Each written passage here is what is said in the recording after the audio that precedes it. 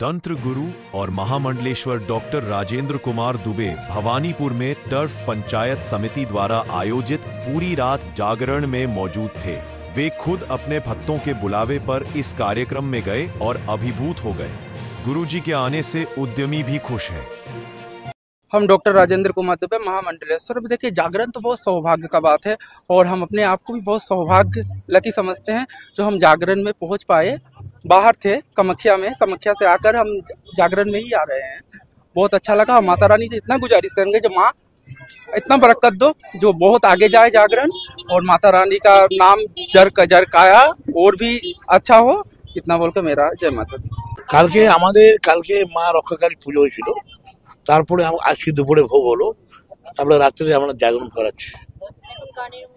হ্যাঁ, গানের অনুষ্ঠান হচ্ছে।